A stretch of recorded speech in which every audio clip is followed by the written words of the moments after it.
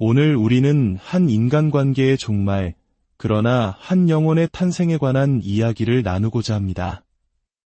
이 이야기는 거대한 폭발이나 요란한 싸움으로 시작되지 않습니다.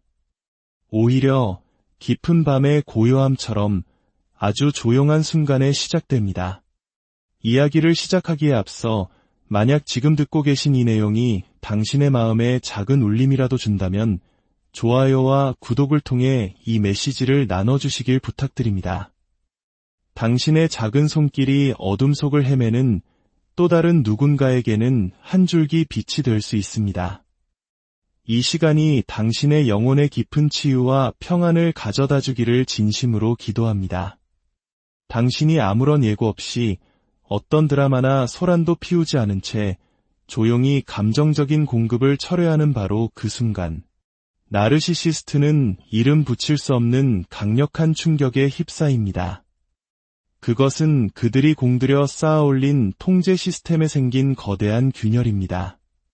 물론 그들은 이 감정을 제대로 표현하지 못합니다. 내가 가졌던 감정적 통제력이 사라졌군. 과 같은 자기 성찰적인 말을 할 리가 없죠. 그런 건 애초에 불가능합니다. 하지만 그들이 느끼는 것은 분명합니다. 갑작스러운 불안정, 무언가 단단히 엮여있던 것이 풀어헤쳐지는 느낌, 그리고 자신에게서 아주 중요한 무언가가 영원히 사라졌다는 설명할 수 없는 상실감입니다. 나르시시스트의 힘은 물리적인 힘에서 나오지 않습니다.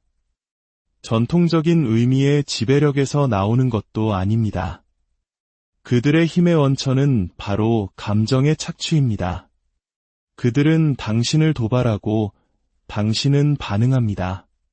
그들은 애정을 거두고 당신은 그들을 쫓습니다. 그들은 당신을 모욕하고 당신은 자신을 방어합니다. 그들은 눈물을 보이고 당신은 그들을 위로합니다. 이것은 끝없이 반복되는 하나의 시스템이자 그들이 설계한 정교한 게임입니다. 그리고 모든 시스템은 그 구성 요소 중 하나가 변하거나 사라지지 않는 한 무너지지 않습니다. 바로 당신이 그 핵심 구성 요소였습니다. 많은 사람들이, 특히 이런 관계의 피해자들이 오해하는 것이 있습니다. 이 감정적 철회가 반드시 시끄러워야 할 필요는 없다는 것입니다. 연극처럼 극적일 필요도 없습니다. 나 이제 떠날 거야 라고 선언할 필요조차 없습니다. 사실 그 철회가 침묵에 가까울수록 그 효과는 기하급수적으로 커집니다. 왜냐하면 나르시시스트는 보이는 반응을 먹고 사는 존재이기 때문입니다. 그들은 당신의 감정적 맥박이 어디에 있는지 항상 확인해야 합니다. 그것이 분노든 상처든 혼란이든 상관없습니다. 당신이 반응하는 한 당신의 감정은 여전히 그들의 소유물입니다. 심리학적으로 한번 생각해 봅시다. 나르시시스트는 파편화된 자아를 가진 사람과 같습니다. 안정적인 내적 정체성이 결여되어 있죠. 그래서 그들은 자신의 존재감을 확인하기 위해 외부의 인정과 갈등을 끊임없이 필요로 합니다. 그리고 당신의 감정, 특히 당신이 평정심을 잃고 보이는 격한 감정들은 그들이 자신을 비춰보는 거울 역할을 합니다. 하지만 당신이 고요해질 때 씁쓸함 때문이 아니라 명확한 깨달음 속에서 더 이상 관여하지 않을 때 그 거울은 산산조각 나 사라집니다. 그리고 그들의 일시적인 자아감 역시 함께 사라져버립니다. 이것은 단순한 전술이 아닙니다. 이것은 당신 안에서 일어난 완전한 변화, 즉 변혁입니다. 당신이 의존적인 관계에서 벗어나 온전한 자기 자신으로, 즉각적인 반응에서 신중한 대응으로, 두려움에서 분별력으로 나아갔음을 의미합니다. 이 변화는 외부 사람들의 눈에는 잘 보이지 않을지라도 나르시시스트의 세계에서는 마치 거대한 지진처럼 감지됩니다. 그들이 당신의 반응을 떠보기 위해 미끼를 던졌는데 당신이 예전처럼 반응하지 않을 때, 예를 들어 그들이 당신을 모욕했는데 당신이 눈 하나 깜짝하지 않을 때, 그들이 당신을 잠시 무시했는데 당신이 애타게 찾지 않을 때, 그들이 죄책감을 심으려 하는데 당신이 그저 고개를 끄덕이고 돌아서 버릴 때, 바로 그 순간 그들은 무언가 단단히 조여오고 무너져 내리는 것을 느낍니다. 손가락 사이로 빠져나가는 통제력, 그리고 그것을 되찾을 방법을 알지 못해 절망합니다. 왜냐하면 당신이 진정으로 깨어난 이상 그들은 결코 예전의 통제력을 되찾을 수 없기 때문입니다. 이것은 단순한 행동의 변화가 아닙니다. 이것은 정체성의 변화입니다. 과거의 공황 상태에 빠지거나 다른 사람의 비위를 맞추려 애쓰거나 필사적으로 자신을 합리화하며 반응했던 사람은 더 이상 존재하지 않습니다. 당신은 단순히 문을 잠근 것이 아닙니다. 당신은 낡은 집을 완전히 허물고 그 자리에 새로운 집을 지었습니다. 그런데 그들은 여전히 예전 집 현관 앞에 서서 이제는 열릴 문이 없다는 사실조차 모른 채 문을 두드리고 있는 것입니다. 이 상황에서 비극적인 것은 나르시시스트가 이 상실을 결코 인정하지 못한다는 점입니다. 그들은 의식적으로 이 상황을 처리할 능력이 없기에 이야기를 완전히 새로 씁니다. 내가 배신했어. 내가 원래 차가운 사람이었어. 내가 은혜를 모르는 거야 라고 스스로에게 말하며 당신을 악역으로 만듭니다. 그것이 그들이 잃어버린 것을 인정하는 것보다 훨씬 쉽기 때문입니다. 그들이 잃어버린 것은 바로 그들이 결코 흉내낼 수 없었던 것, 바로 당신의 진실한 감정이었습니다. 당신은 그들의 감정적 원천이었고 이제 그 샘은 완전히 말라버렸습니다. 당신의 감정 공급 중단은 복수가 아니었습니다. 조종도 아니었습니다. 그것은 해방이었습니다. 당신은 그들을 벌주기 위해 한 것이 아니라 자기 자신을 구하기 위해 한 것입니다. 그리고 그들이 견딜 수 없는 것이 바로 이 점입니다. 당신이 스스로 결정했다는 것, 당신이 침묵을 선택했다는 것, 당신이 더 이상 그들의 게임에 참여하지 않기로 했다는 것, 그 침묵 속에서 반응하기를 거부하는 당신의 고요함 속에서 그들의 패배는 완전해집니다. 당신이 소리쳤기 때문이 아닙니다. 그들을 폭로했기 때문도 아닙니다. 당신이 더 이상 그들의 손이 닿을 수 없는 사람이 되었기 때문입니다. 그리고 그것이야말로 나르시시스트에게 가장 끔찍한 일일 것입니다. 당신을 잃었다는 사실을 깨닫는 것, 다른 사람에게 빼앗긴 것도 아니고 갈등 속에서 잃은 것도 아니고 혼돈 속에서 놓친 것도 아닌 바로 당신 자신의 온전한 각성 때문에 당신을 잃었다는 사실 말입니다. 당신이 더 이상 그들의 감정적인 꼭두각시가 아니게 되었을 때 당신은 완전히 다른 존재가 됩니다. 당신은 자유로워집니다. 나르시시스트의 종말이 시작되는 또 다른 순간은 당신이 더 이상 설명하거나 정당화하거나 방어하지 않는 확고하고 타협 불가능한 경계선을 설정하기 시작할 때입니다. 이것은 극적이고 절정으로 치닫는 방식이 아니라 조용하고 천천히 그들의 권력을 침식시키는 과정입니다. 나르시시스트에게 경계선은 단순한 불편함이 아닙니다.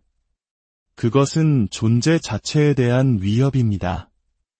왜냐하면 경계선은 그들이 참을 수 없는 사실을 암시하기 때문입니다. 바로 당신이 더 이상 그들의 설계에 따라 마음대로 세이핑, 사용, 조종될 수 있는 존재가 아니라는 사실입니다. 경계선은 다른 사람을 밀어내기 위한 것이 아닙니다. 그것은 당신이 어디까지이고 다른 사람이 어디서부터 시작되는지를 정의하는 것입니다. 이것은 씁쓸함으로 쌓은 벽이 아니라 명확함으로 그린 울타리입니다. 수년간의 감정적 안개 속에서 마침내 드러난 그 명확함은 나르시시스트에게는 거에 공격적으로 느껴집니다. 오랫동안 그들은 당신이 자신을 주장하는 것에 대해 죄책감을 느끼도록 훈련시켰기 때문입니다.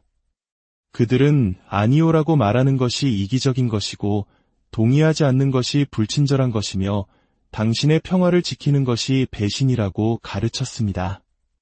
그래서 당신이 당신의 공간에 대해 더 이상 사과하지 않을 때, 당신의 아니오가 그 자체로 완전한 문장이 될 때 그들은 발밑의 땅이 흔들리는 것을 느낍니다. 여기서부터 심리적으로 흥미로운 지점이 시작됩니다.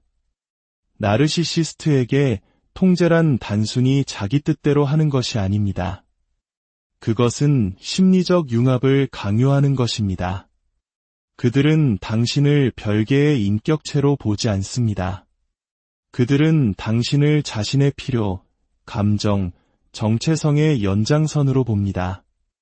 따라서 당신이 그들의 요구에 즉각적으로 감정적, 정신적, 육체적으로 응해주지 않는 것은 그들에게는 관계의 변화가 아니라 자기 자신에 대한 공격으로 받아들여집니다. 왜냐하면 그들의 내면 구조 속에서 당신은 그들에게 쓸모있는 존재로서만 의미를 갖기 때문입니다.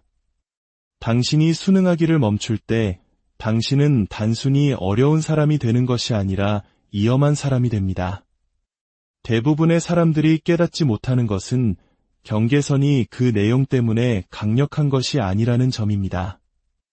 경계선은 그것을 설정하기 위해 당신이 어떤 사람이 되었는가 때문에 강력합니다. 당신은 더 이상 타인의 비난을 두려워하지 않는 사람이 됩니다.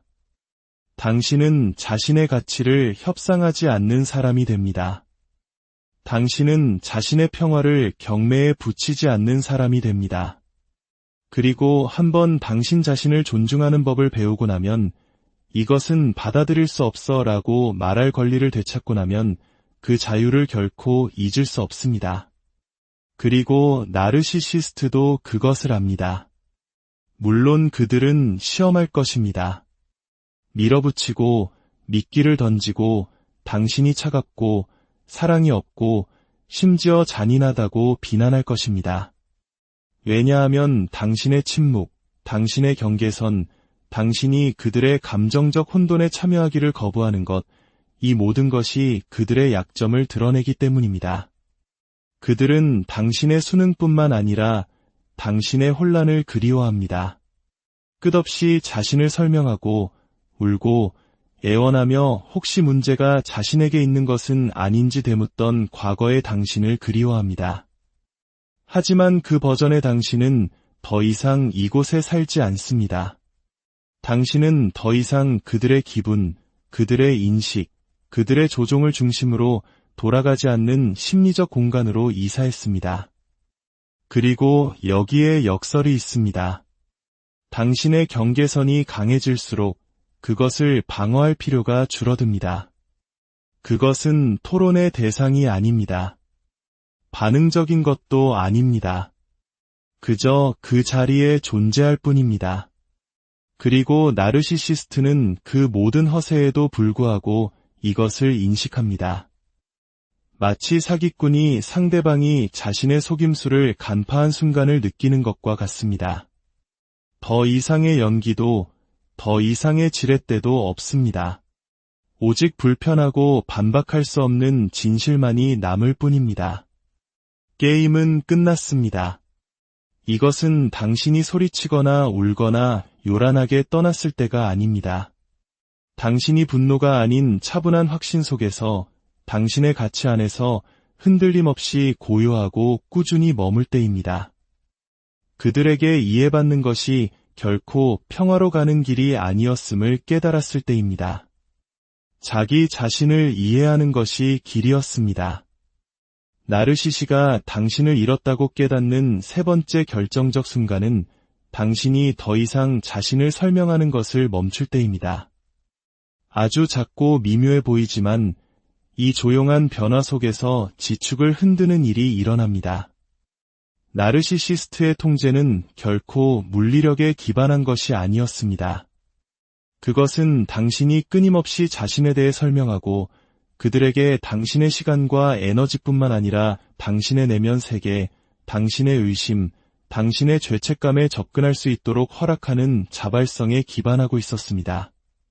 당신이 설명을 멈출 때 당신은 진정으로 당신의 주권을 되찾는 것입니다. 그것은 심리적인 독립선언입니다. 나는 더 이상 당신에게 내 마음속을 들여다볼 권리를 줄 의무가 없다. 사람들이 경계선에 대해 이야기할 때 이 부분을 놓치곤 합니다. 그들은 물리적 공간이나 시간을 생각하지만 당신이 설정할 수 있는 가장 깊은 경계선은 바로 인지적 경계선입니다. 당신의 생각이 나르시시스트가 당신을 신문할 수 있는 법정이 아니라고 결정하는 것입니다. 나르시시스트는 진실에 관심이 없습니다. 그들은 통제에 관심이 있습니다. 그리고 당신의 설명은 그들에게 가지고 놀 재료를 제공합니다. 당신이 자신의 선택을 정당화할 때마다 그들은 당신의 갑옷에서 균열을 찾아냅니다. 피곤해서 못 가겠어 라고 말하면 그들은 어제는 안 피곤했잖아 라고 응수할 것입니다. 당신의 논리가 부족해서가 아닙니다. 당신을 계속 수세에 몰아넣기 위함입니다. 당신이 방어하는 시간이 길어질수록 당신은 자신의 삶을 살지 못하게 됩니다. 하지만 당신이 설명을 멈추고 아니요, 그 시간엔 안 됩니다. 혹은 그건 저에게 맞지 않아요. 와 같이 추가적인 설명 없이 당신의 결정을 통보할 때 나르시시스트는 낯선 영역에 놓이게 됩니다. 이제 그들은 침묵과 마주합니다. 처벌의 침묵이 아닌 확신의 침묵입니다. 그리고 당신 자신의 가치에 뿌리내린 그 진정한 확신은 그들을 공포에 떨게 합니다. 설명을 보류하는 이 행위는 냉정함이나 잔인함이 아닙니다. 그것은 전쟁의 끝입니다. 당신이 당신의 인간성을 정당화하도록 징집되었던 전쟁에서 마침내 스스로 전장을 걸어 나오기로 결정한 것입니다. 그것은 불친절한 것이 아니라 치유의 시작입니다. 이것은 또한 나르시시스트의 가장 깊은 두려움, 즉 자신이 무관한 존재가 되는 것에 대한 정면 도전입니다. 당신의 감정 노동이 없다면 그들은 자신의 공허함과 홀로 마주하게 됩니다. 당신은 더 이상 그들이 만든 연극 무대의 조명을 비춰주지 않습니다. 그리고 그 진공, 그 침묵은 어떤 대립보다 더 큰 소리로 울려 퍼집니다. 여기서 중요한 부분이 있습니다. 당신은 포기했기 때문에 설명을 멈추는 것이 아닙니다. 당신은 성장했기 때문에 설명을 멈추는 것입니다. 모든 사람이 당신의 내면 과정을 알 자격이 없다는 것을 깨닫습니다. 당신의 이유는 오해받더라도 타당할 수 있다는 것을 압니다. 평화는 때로는 이해받는 것에서가 아니라 더 이상 말할 필요를 느끼지 않는 것에서 발견된다는 것을 압니다. 나르시시스트는 그 침묵에 분노할 것입니다. 당신을 회피하고 이기적이라고 비난할 것입니다. 하지만 그 모든 것은 소음일 뿐입니다. 당신을 다시 그 대화 속으로 끌어들이기 위해 고안된 소음. 왜냐하면 진실은 이것이기 때문입니다. 당신이 설명을 멈출 때 당신은 더 이상 허락을 구하지 않습니다. 당신의 자율성을 협상해야 할 대상으로 취급하지 않습니다. 그리고 그 무엇보다도 바로 그 순간 나르시시스트는 문이 닫혔을 뿐만 아니라 굳게 잠겼고 당신이 열쇠를 영원히 던져버렸다는 것을 깨닫습니다. 그러니 그들이 궁금해하도록 허우적거리도록 내버려 두십시오. 당신의 침묵 속에서 당신은 이미 해야 할 모든 말을 다 했습니다. 그리고 그 선택 속에서 당신은 마침내 그리고 아무런 사과 없이 온전히